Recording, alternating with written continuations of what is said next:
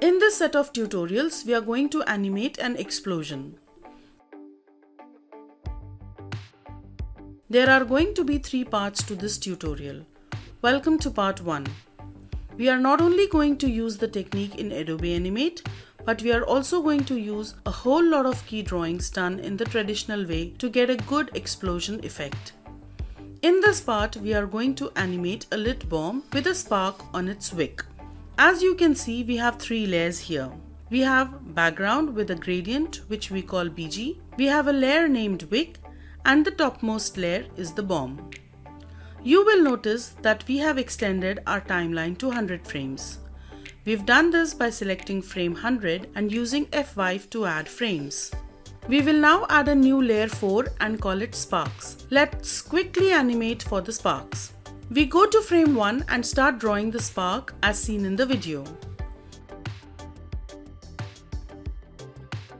We use the brush tool for this, for which the shortcut is B.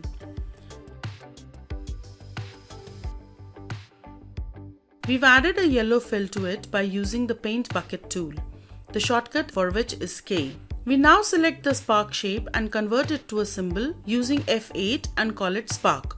Next, we enter the symbol by double-clicking on the spark shape. We then select frame 3 and add a black keyframe using F7. Please draw the keyframe as seen in the video.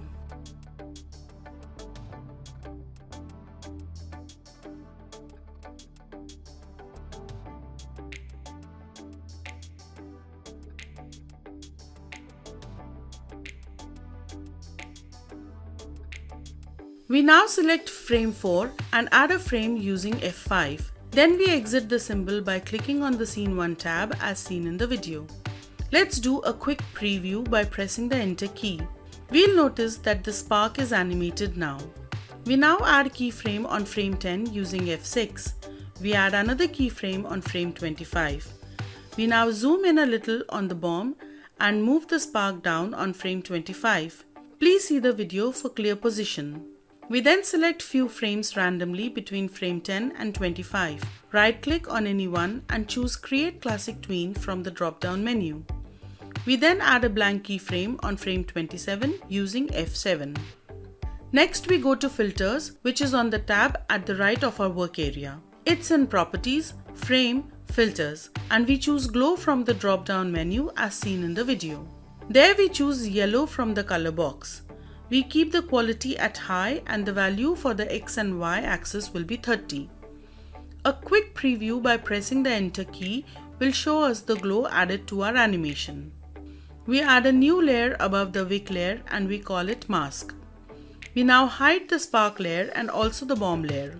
We now draw a rectangle on the mask layer using the rectangle tool, the shortcut for which is R. Then we delete the outline and then using the selection tool, the shortcut is V, we modify the shape of our newly created rectangle so that it matches the shape of the wick exactly as seen in the video.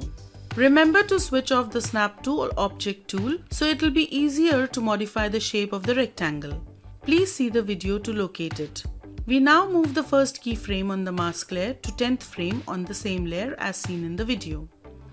We then add a keyframe on frame 25 on the same layer as seen in the video again.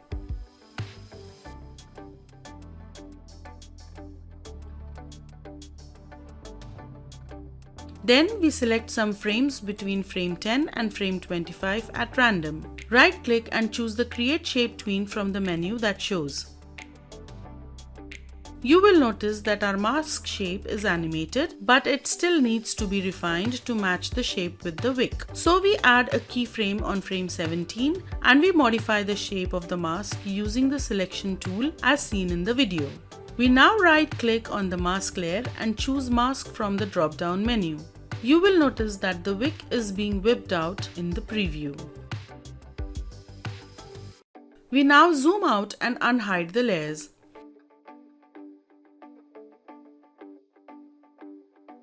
We add a new layer 6 on top of the bomb layer and we hide the spark layer. Then we add a keyframe at frame 10 and we draw a rectangle again using the rectangle tool. The shortcut is R. We change the color of the rectangle to dark grey.